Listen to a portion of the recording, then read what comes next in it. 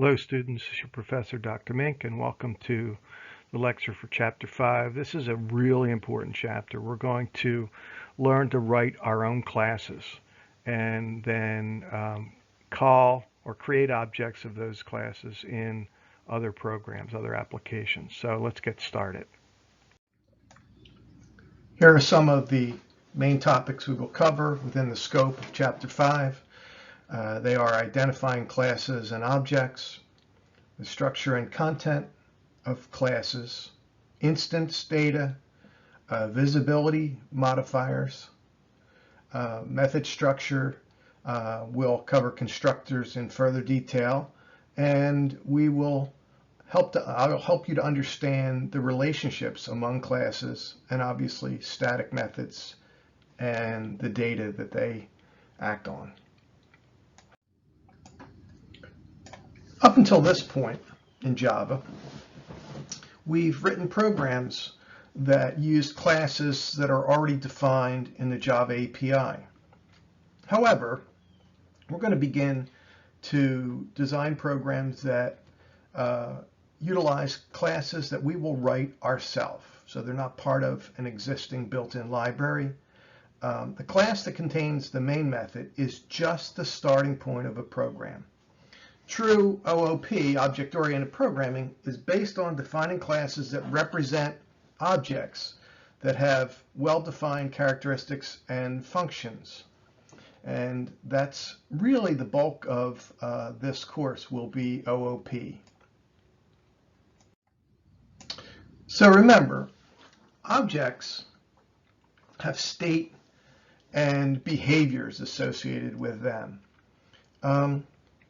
The state is defined by the value of its attributes, and the attributes are defined by the data that are embedded in the object's class.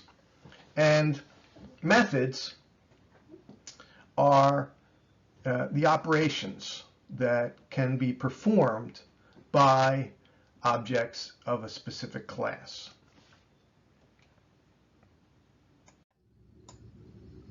So here we have a slide that shows some potential classes that we may create. And it's 3 columns. You'll see the class name, potential class name. These are hypotheticals.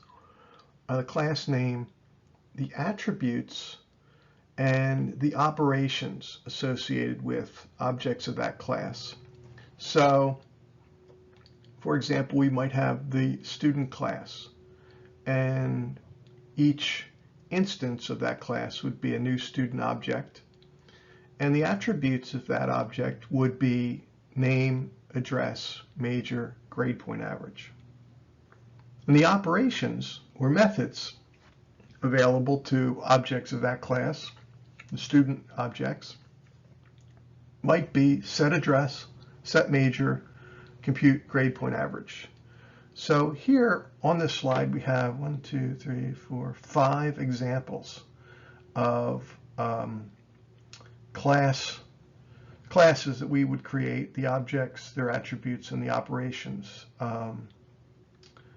Another one might be flight, an airline flight, and each object would be a specific airline flight. The attributes of that specific flight would be the airline, the flight number, the origin city, the destination city, the current status, and the operations available to objects of that class, flights, would be set airline, set flight number, determine status, etc.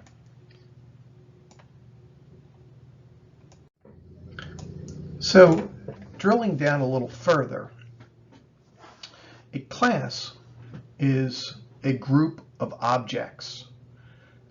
Class actually stands for classification, and it is a group of objects that have the same behaviors. Generally, we create classes using singular names. So an example would be a class for coin, student, message, and the class represents the concept of each one of these such objects. And we're free to instantiate as many of these objects as needed. So, for example, in the class coin, we could have coins that are nickels, dimes, pennies, half dollars, dollars. There used to be a $2 coin. I'm not sure if it's, was it a $2 coin? Never mind. You know what I mean. Okay, let's get moving a little further. Here we have a problem statement or description, and one way to identify potential objects is by looking for the nouns in the description of the problem. In this case, you got user, you got product, name, summary, transactions, report. These are all potential objects. So as you continue to review a problem statement for which you're going to write an OOP, object-oriented program, to solve, it's often challenging to decide whether something should be represented as a class. So, and the example given here is, should an employee's address be represented as a set of variables or as an address object? And the further you examine the problem and the details, the more clear these issues become. And one rule of thumb is when a class becomes too complex, it often needs to be decomposed into multiple smaller classes to distribute the responsibilities.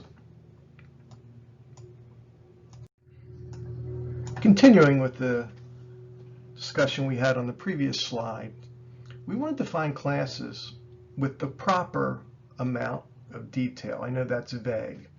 So another example would be creating separate classes for each type of appliance in a house.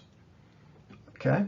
It may be sufficient to just define a more general appliance class with appropriate instance data for the different appliances. So the appliances themselves would be objects. It all depends on the details of the problem being solved.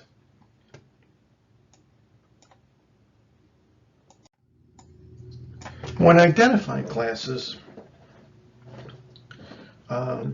we need to understand the assigning responsibilities to each class.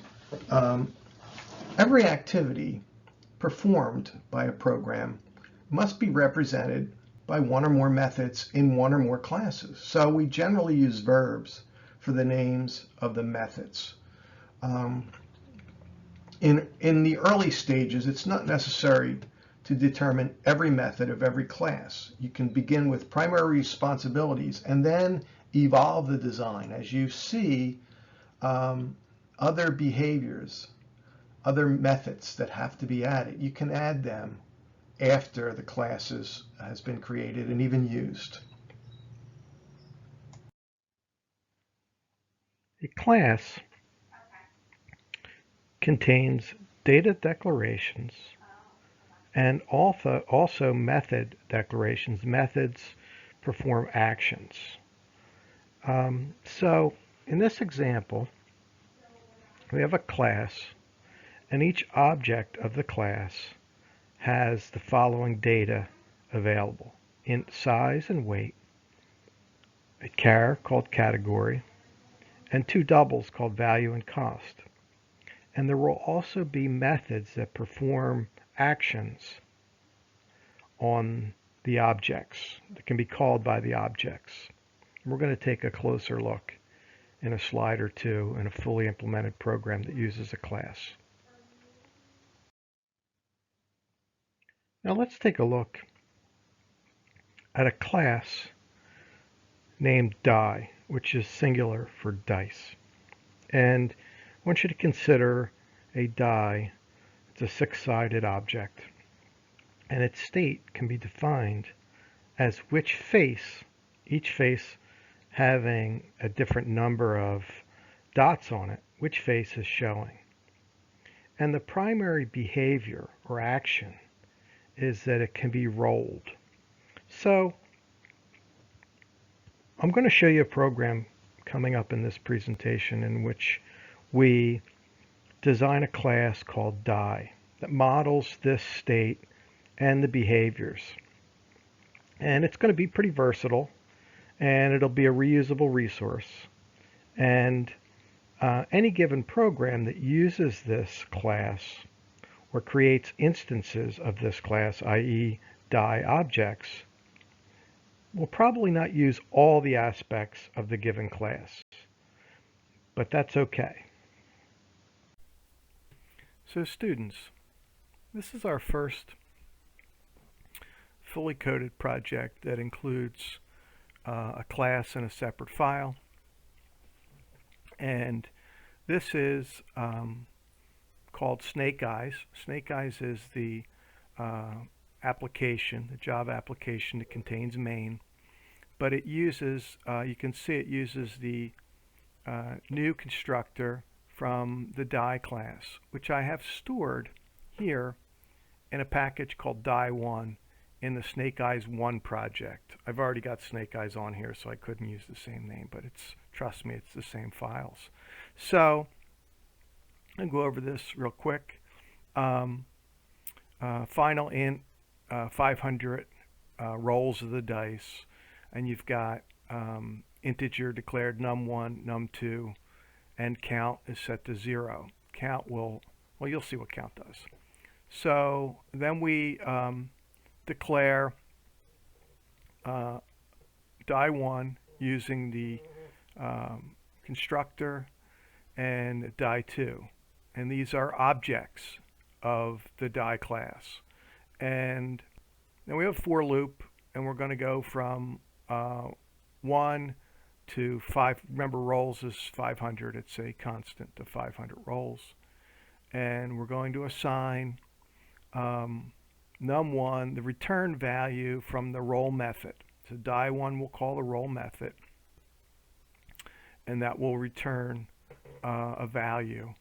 And I believe the value is 1 to 6. I'd have to look. Yeah, I'm pretty sure it's 1 to 6. It would have to be 1 to 6. So num2 gets the integer return from roll, and if num1 is 0 and num2 is 1, that's called Snake Eyes, and that is a loss. So and then we just simply, if that happens, we increment the counter. Number of rolls is going to be 500. Number of Snake Eyes is count. And the ratio, we do count divided by number of rolls.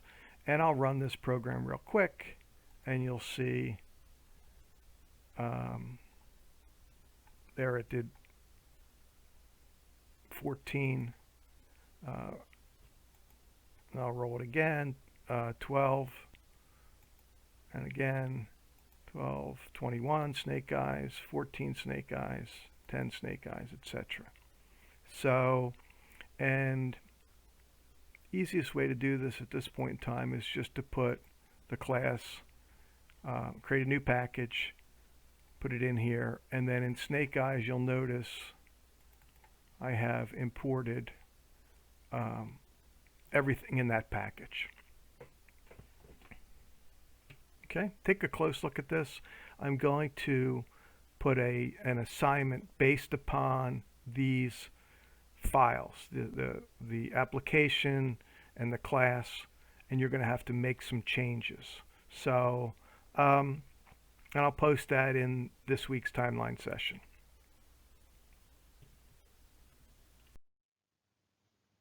So I hope you've taken a look at the two files I put in the Canvas timeline, die.java, which is the class definition of the die class, and also snakeeyes.java, which is the application that imports and uses the die class to simulate a series of dice rolls. There's also an assignment that I'm putting in this week's timeline session based on those two files. You're going to have to make some modifications to achieve the results that I I'm looking for. So the primary difference between a die class and other classes that we've used up to this point is that the die class is not part of the Java API. It's a class that we've defined. Here are some of the methods that we have access to. The constructor sets the initial value of the die, is used to create a new die object and sets the initial value of the die to 1. Int roll doesn't have any arguments, but it does return an integer. And this uses a random number generator to return the face value of the die, the number that actually would land up if you rolled the die. And then there's a void function, set face value, that takes an integer as its one argument, and that sets the face value of the die to that specific value. And then there's a function called getFaceValue that returns an integer, which is the current face value of the die. And there's also a toString method that returns a string representation of the current face value of the die.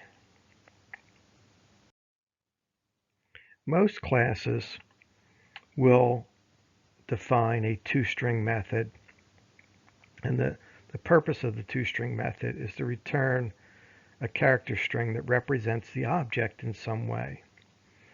It's called automatically when an object is concatenated to a string or literal string, or when it's printed using the printline method. Constructor is a special method that is used to create or construct an object, and it's used to set up all the attributes of that object when it is created. The constructor always has the same name as the class, so the die constructor is called die, and it's used to set the initial face value of each new die object that's created. We're going to examine constructors in much more detail later in this lecture. Next, we're going to discuss data scope. This cannot be a new term to you. The scope of declared data was thoroughly fleshed out in the prerequisite course. So the scope of the data is the area in a program in which that data can be referenced. It has to do with the identifier. And data declared at the class level can be referenced by all methods in that class. However, data declared within a specific method, its scope is confined to that particular method, and it's called local data. So in the die class, the variable result is declared inside the toString method. That variable cannot be accessed anywhere outside of the body of the toString method, the body of I want to say function because I'm also teaching C++, but within the body of that method. It can't be used by any of the other methods because it's not a class level variable. Next important concept is instance data. In the face value variable, which is a class level variable within the die class, that's called instance data because each time an object is instantiated, or we create a new instance of that class, which is an object, that has its own version of face value. A class declares the type of the data, but it doesn't reserve any memory space for it. So each time a new die object is instantiated, a new face value variable is created within that object. So the objects of a class share the method definitions, but each object has its own data space. That's the only way that two objects can have different states. They have to have their own data. Now, before I start, I'm going to say I know every one of you has taken the Snake Eyes source code and the die class source code and put them into a project and run them and walk through the mechanics of this, because if you're not doing that in this class, because we're not going to meet in the classroom and I'm not looking over your shoulder, you're going to fall behind. So in Snake Eyes, we instantiate two die objects, die 1 and die 2. And each object has its own face value variable and thus its own state. In this picture, we have die 1, the current state is a face value equals 5. Die 2, face value equals 2. Because there are many complex relationships between objects and classes and different classes, we use what's called UML diagrams. UML is an acronym for Unified Modeling Language. And UML diagrams help to show the relationships among classes and objects. A UML class diagram consists of one or more classes, each with sections for the class name, attributes, and operations, which are the methods. Lines between classes represent associations. A solid arrow shows that one class uses the other. In other words, it can call the methods from the other class. And we're going to drill down in very significant detail on these concepts. Here we have a UML class diagram showing the classes used in the Snake Eyes program. And you could see the data and the methods. And you could also see that the die class imports java.util.math. Encapsulation is one of the characteristics of OOP, and let's try to start developing an understanding for encapsulation. So you can take one of two views of an object. The internal view is the details of the variables and the methods of the class that defines that particular object, and we've looked at that carefully so far. The external view of the object are the services that an object provides and how the object interacts with the rest of the system. So from the external view, an object is an encapsulated entity providing a specific set of services. And these services define the interface to the object, how you can change the state of the object with the methods that the object has access to. Continuing the discussion on encapsulation, one object, which is referred to as the client, may use another object for the services it provides. The client of an object can request services called its methods, but it should not have to be aware of how those services are accomplished. Those of you that had me in the class, it's a prerequisite for this, and I should be able to say all of you remember the black box analogy. And that was in C++, but you can use a function, but you don't need to know how the service that function provides is actually coded. So any changes to an object state, the variables, should be made by that object's methods. It has to be difficult, if not impossible, for a client to access an object's variables directly. That is what we call an object being self-governed or self-governing. The only way to change for that object's data to change is through accessing those via the methods. You don't have direct access to the data.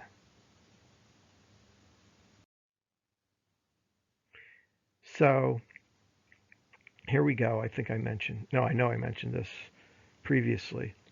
An encapsulated object can be thought of as a black box, okay? The inner workings are hidden from the client, and the only access the client has is through the methods of the object, which manage the instance data. The client doesn't have direct access to the data. If it wants to change the state of the object, the only way it has is through the interface, which is, in other words, the methods. It can invoke a method, and that method then, hidden from the client, the actual code is hidden from the client, but that will change the data, i.e. the state of the object. In Java, encapsulation is accomplished through the use of what's called visibility modifiers. A modifier is a Java keyword, a reserved keyword, that specifies particular characteristics of a method or of data.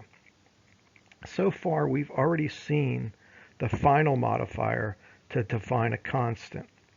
Java has 3 visibility modifiers, and they are public, protected, and private. We'll cover public, private first, but the protected modifier involves another key characteristics of OOP, which is inheritance, and we'll be discussing that a little bit later.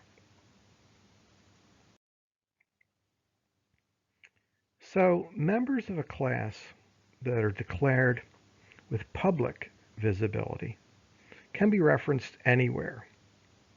Members of a class declared with private visibility can be referenced only within that class. Members that are declared without a visibility modifier, not private, not public, and not protected, have what's called default visibility, and they can be referenced by any class in the same package. Remember how we added a package? Well, yeah, I'm sure you do. We just did that a couple slides back. And you can add multiple classes in a single package. So an overview of all Java modifiers is presented in Appendix E of your textbook. Declaring public variables within a class violate encapsulation rules because they allow the client to reach in and modify the values directly. Therefore, instant variables should not be declared with public visibility. They should be private, thus requiring the client to use the methods as the interface to modify the values of those variables. It is acceptable to give a constant public visibility, which allows it to be used outside of the class. Public constants do not violate encapsulation because, although the client can access it, it can't change its value because it's a constant. Methods that are part of the object's interface or that provide the object's services have to be declared with public visibility so they can be invoked by clients. Public methods are also called service methods. They're part of the interface. A method created simply to assist a service method is called a support method. Since a support method is not intended to be called by a client, it's not part of the external to internal interface, it should not be declared with public visibility. So in other words, if a public method is calling another method just as a service, that service method should not be public. Here we have a graphic depicting the visibility modifiers and their impact on variables and methods. So a public variable violates encapsulation. We talked about that. A private variable enforces encapsulation. A public method provides services to clients. A private method is for a support method that is not called by the client, but is called by other methods that may be public, but wouldn't be called directly by the client, i.e. it wouldn't be part of the interface. Here's two new terms, very straightforward: accessors and mutators. And remember, the data has to be accessed through the methods, the interface, and it's private. So a class usually provides services to access and modify data values. An accessor method returns the current value of a variable, and a mutator method is used to change the value of a variable. And the names of accessors take the form get x, where x is the name of the value, and mutators are set x. And so in the die class, you had the method get face value, which is the accessor method, and it returns the current face value of the die. And the mutator method was set face value, which is used to set. That's a void function with an integer argument that's used to set the value of set the face value. Accessors and mutators are sometimes called getters and setters. We're going to take a look at a coin class coming up next. And in the coin class, the isHeads method is an accessor. So it doesn't take the form get, but it is an accessor. And the flip method is a mutator. So the coin class will be used in two different examples, both count flips and the flip race. We're going to get to all that soon. Next, we're going to take a look at a Java application that uses a class that we're going to define. The Java application is called CountFlips, and we're going to take a look at the class, which is the coin class, first. And just so you can see how this is set up, under source packages, I've got CountFlips, and there is my Java source code file for the application, and I created a package called coin, and I have the class in coin, and then we'll just import that package into the application and have access to the class. So we have in the public class coin, we've got our private data. First, we've got a final or constant int, heads equals 0, and you'll see how that's used later. Tails is indicated by 1. And then we've got a private int face, which is the current side showing of the coin, tails or heads. Tails 1, head 0. Here we have the constructor. Okay, this is used to create a new instance of the coin class or an object of the coin class, and it does call the flip method. Flip is just used as it's a mutator, a setter if you will, to set the value of the coin. And what we do is we call math.random times 2, which will give us a value 0 to 1, right? And we cast it as an int, so we don't have to worry about anything other than 0 and 1. And we assign that to face. And so the mutator is used to set, it's a setter. It's used to set the value of the private variable face. Then we have public boolean is heads. This returns a boolean, and if face is equivalent to heads, which is 0, correct? Yeah, 0, it returns true. If not, it'll return false. And then we have the public string toString. So if face is equivalent to heads, if face is 0, okay, it'll return heads. If not, it'll return false. Pretty straightforward. So now let's take a look at the application, and we'll run the application.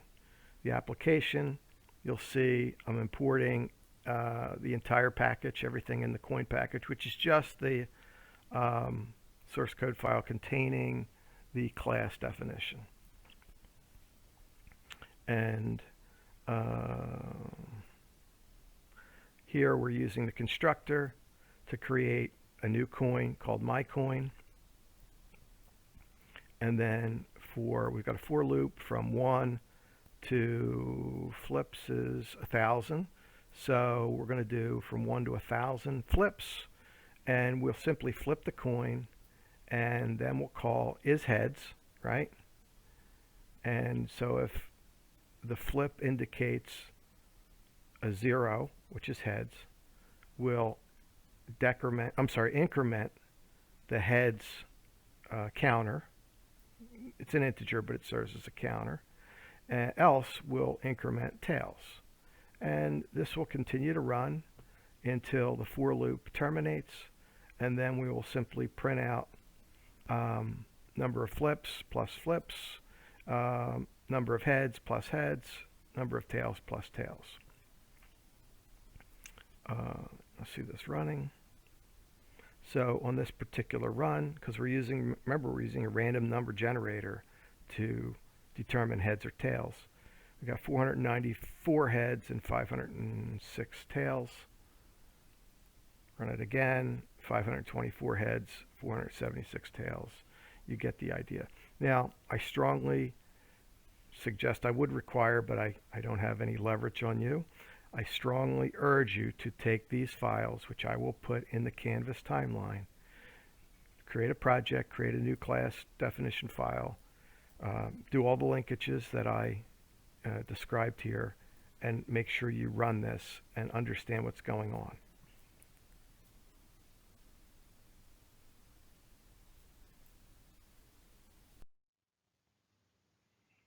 Here we have a second Java application called FlipRace that calls the coin class, and it's another demonstration of us reusing a programmer-defined class. So now we have two Java applications calling or using the programmer-defined class coin. And what this program does is it flips two coins until one of them comes up heads 3 times in a row. And as you'd imagine, random is an integral part of this within the coin class. So I'm not going to put this into an application and run it. Actually, I can and I have, but I want you to take this source code and add it to that project, import the coin class, and get it to run. This is all practice that you're going to need to have to build competency in using this IDE and building classes and using those classes from within a project. Okay? I'll put it in the timeline. Now we take a closer look at how methods are declared. The method declaration specifies the code that's executed when the method is invoked by an object of that class. When it's invoked, the flow of control jumps to the method, executes all its code. In some instances, you'll have a method that returns a value.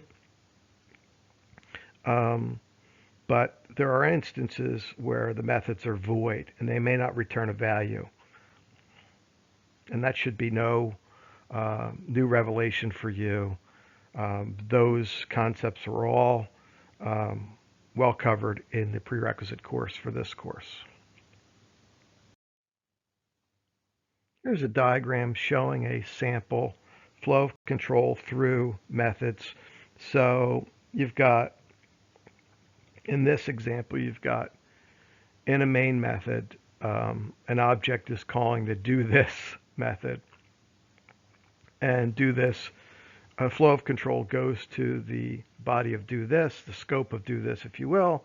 And then in the middle of that, do this helps or calls the help me method. Execution transfers to the beginning of the help me method, which then terminates. Execution then goes back to the statement after the invocation of the help me method within the scope of the do this method. No other methods are called within do this. Its scope ends, and then execution is returned to the scope of, in this instance, the main method immediately after the object called do this.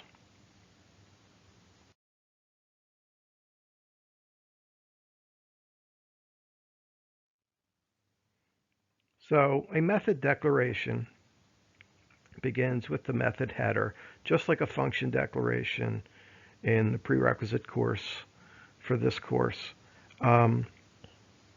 Let's dissect the method header. You've got first the return type, char, int, bool, double, or could be void, the name of the method, and then the parameter list. Parameter list has to specify the type and name of each parameter. The name of a parameter in the method declaration, just as the parameter in a function declaration in C++, is called a formal parameter. So in this particular example, the parameter list contains 3 formal parameters, 2 integers, and a string.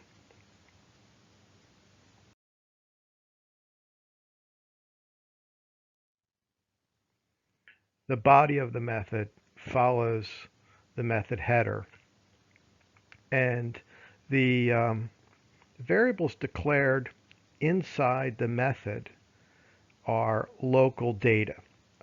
They're created each time the method is called and then destroyed after it finishes executing. And if there is a return, the expression must be consistent with the return type declared in the method header. Obviously, if a method returns a value, okay, it has to have a return statement. And the expression returned has to conform to the return type declared in the method header. If the method is void, it does not need a return type. Once again, no big surprises here. All this was covered in the prerequisite course for functions. Here we have a sample return statement. No big surprises. When a method is called, the actual parameters in the invocation are copied into the formal parameters in the method header. So here's an example where the object obj is calling the method calc, and it's passing the number 25 to the first formal parameter. So int num1 gets initialized with 25. Then it's passing the value stored in count, whatever that may be, and that gets used to initialize the formal parameter num2. And the last formal parameter is a string, and that gets the string literal hello. Much of what you see here is review from the prerequisite course. Local variables can be declared inside the body of a method. The formal parameters of a method are also considered automatic local variables, and when the method terminates, all local variables, including the formal parameters, are destroyed. That memory is given back to the OS. So keep in mind, though, that instance variables, which are class level variables, exist as long as the object exists. Next, we'll take a look at another example that demonstrates the implementation details of a class and its methods. And this is the bank account example. So we can represent a bank account by a class named account. And its state includes the data, account number, the current balance, and the name of the owner. And an account's behaviors or services include deposits and withdrawals and adding interest. Here we introduce another term that should be familiar to you. It's covered in the prerequisite course, driver programs. A driver program drives the use of other more complex parts of a program. And they're often used to test other parts of the software being developed. So we're going to use the transactions class, which contains a main method that drives the use of the account class, exercising its services. Next, we're going to take a look at a bank account example. And we have a class called account that creates bank accounts. I'm sorry, that creates, I guess they're bank accounts. And the instance data of each bank account is the account number, which is a long, the balance, which is a double, and the name, which is a string. And we're going to use the constructor in a driver program, which we'll look at next, to create 3 accounts with the data associated, or the data indicated here. In other words, first account will be account number 72354, have a balance of $25.59, and the name associated with that account will be Ted Murphy. And you can see the second and the third. Let's take a look at the driver program next. Hope this is okay, but I reduced the text size because this driver program spanned 2 pages. I hope it's okay and you can see this fine. I can see it. You probably have better eyes than I do. So anyway, here is the driver program. You can see the main in which we call the constructor from the account class. And that constructor, which you'll see next, requires 3 parameters. The 3 arguments or parameters get passed to it. The string for the name, the long integer for the account number, and the initial balance is a double. So we create those 3 accounts, account 1, account 2, and account 3. And then we call the deposit method. We have the object account 1 call the deposit method, and we deposit $44.10. And in this particular example, even though there's a return value, it will be ignored, and that's okay. Here, we're going to declare a variable, a double called Adams balance, and we're going to have account 2 call the deposit method, deposit $75.25, and it will return that method. You'll see in a few minutes, returns a double.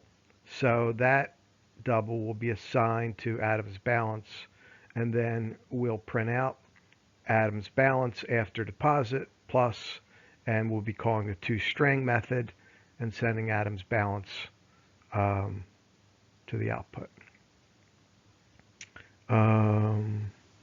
We could also put a method call, a call to a method, inside a print line statement. So here, Adams balance after withdrawal, string literal, plus count 2 dot withdraw 480 150. And you'll see what those parameters mean in a second. And then we add interest to account 1, add interest to account 2, add interest to account 3, and we print out account 1, account 2, account 3, etc. So you have access to all of these files. I suggest you download them, run them, analyze them. But next, we're going to take a look at the actual class, the account class. Now let's take a look at a new class called account. And you'll see it has some data It has a constant double rate, 0.035, which is for an interest rate of 3.5%. String name, long account number, and double balance. And when you create a new object of this class using the constructor, which we'll look at in a second, you initialize name, account number, and balance. So the constructor has arguments, or requires arguments passed to it, parameters. So here we go. Here is the public account constructor. Notice it has no data type. You do not declare a data type. There is no return. This is for creating an object. There is also a default constructor, which we'll talk about in a few minutes. So in order to create a new account object, we use the account constructor. Account, give it a name, equals new account, and then we pass a string, a long integer, and a double that are used to initialize the name, account number, and balance for that object. We'll take a look at the other methods in this class next. Bear with me because this class definition is too long to place on just one page, so we'll cover it over a couple pages. So here's the first method. Deposit returns a double, and it requires that you pass an argument, a double argument, a parameter in the invocation, and if that amount is greater than 0, then the balance equals the prior balance, which is a private variable, only accessible through a method. Balance equals the old balance plus the amount deposited. And this function does return, this method does return a balance. Another method that we have here is withdraw, and that returns a double. And in order to invoke this method, you need to pass two doubles to it as arguments or parameters, depending upon the terminology you're using. So, and it does check if the amount plus the fee is greater than 0 and it's less than the balance, then the balance is adjusted. So this is a mutator also. Balance equals the balance minus the amount minus the fee, and it returns the new balance. So we have a mutator method called addInterest that also returns the new balance. It will adjust the balance by adding interest. It will return a double, which is the new balance. You've got getBalance, which is an accessor. It will simply return the balance. And then you've got the toString method, which every object should have.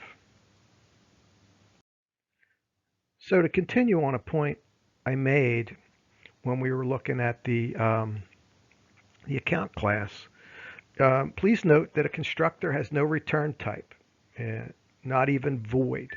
A common error is to put a return type in the constructor, which just makes it a regular method that happens to have the same name as the class. It will not be a constructor. You do not have to define a specific constructor for a class. If you don't, each class will have a default constructor that has no parameters. It will just be the name of the class with no parameters, and it will create an object, but it will not be able to initialize any of the data of that object. A class can also have a static method, which is a method that gets invoked by using the class name in place of where you'd put the object. So instead of object.method name followed by the parameter list, you simply use the class name dot method name and then any parameters if needed. So an example are the methods of the math class. They're all static. So in this example, we have a variable on the left-hand side of an assignment statement named result, and we're going to assign the square root of 25. So where the object name would go, we use the math class name, math.square root 25. Variables can also be static. Determining if a method or variable should be static is an important design decision that we'll get into later in this class.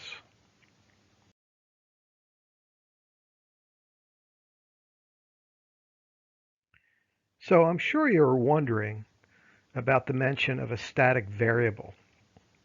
So normally each object has its own data space, which means all of the variables, the class level variables, are copies of those are created each time you create a new object. However, if a variable is declared as static, there's only one copy of the variable that is shared by all of the objects and methods. So here's an example, private static float price. So the memory space for the static variable is created when the class is first referenced, not when an object is created. So all objects instantiated from the class share access to that one static variable. So if one of the objects changes the value of that static variable, any other object or method referencing that status variable is going to get the same value because it changes for all others. Here we have a sample declaration of a static method. Its name is cube, and it returns an integer. And it, when invoked, it requires an integer parameter. Because it's declared as static, the method can simply be invoked using the class name, and in this case, the class is named helper. So value equals cube of 5.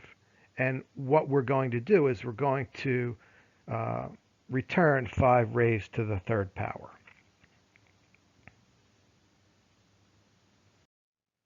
Next, let's cover some more detail on static class members. So, although the order of the modifiers can be interchanged, but by convention, you typically want visibility modifiers first, public, private, protected. And let's recall that the main method is static. It's invoked by the Java interpreter at the beginning of the compilation process without creating an object. Okay? Static methods cannot reference instance variables because instance variables don't exist until an object exists. That's a really important point. Think about this. Static methods can't reference instant variables because those instant variables don't get created until an object is existed, and an object accesses them through invocation of a method. So, however, there is kind of an exception to that semi-rule. A static method can reference static variables or local variables of that particular method, of static methods. So these are some really important design considerations that we got to take into account as we move forward in design classes. So in this example, you can be guaranteed that the variable count within whatever class this method is declared, because it's a static method, you can guarantee that count is a static variable. So remember, a static variable is created when the class is created, and it is shared by all the methods. There's only one instance of that variable, unlike instance variables that get copies of which get not copies of which, they all get created, new instance variables for every object that is created with the constructor. So we're going to take a look at how static methods and static variables often work together. The following example, which we're going to look at next, keeps track of how many slogan objects have been created using a static variable. So each time the constructor is called, that static variable will be incremented. And it makes that available, that number available, using a static method. Technically, that would be available because that would be available with any of the methods in that class. But in this case, it has a specific static method used to display the number of objects that have been created. Let's take a closer look. So now we're going to take a look at